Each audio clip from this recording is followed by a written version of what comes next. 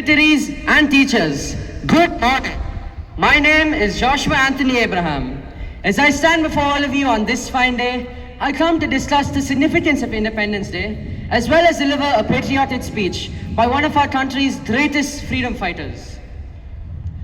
India's Independence Day, celebrated annually on August 15th, marks the historic moment in 1947 when the nation finally shook off nearly 2 centuries of British colonial rule and emerged as a sovereign, democratic republic. Far beyond a mere date on the calendar, it serves as a solemn tribute to the monumental sacrifices, resilience, and unyielding courage of freedom fighters who envision a free homeland.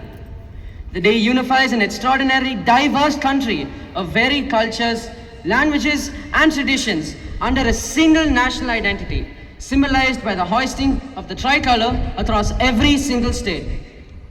Crucially, it stands as both a reflection on the country's transformation into a global leader and a continuous call to uphold the founding democratic values of justice, equality, and unity.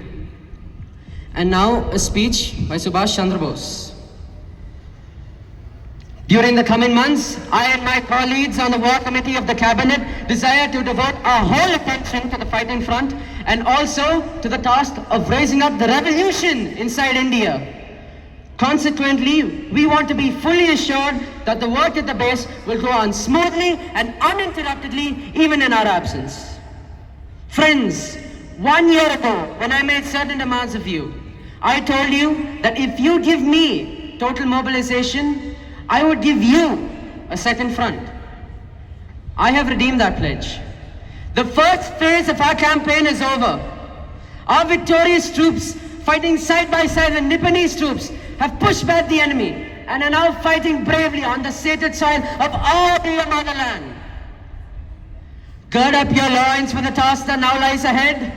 I had given you men, money, and materials. I have got them in generous measure. Now, I demand more of you. Men, money, and materials have the motive power that will inspire us to brave deeds and heroic exploits. It will be a fatal mistake for you to wish to live and see India free simply because victory is within reach. No one here should have the desire to live to enjoy freedom. A long fight is still in front of us.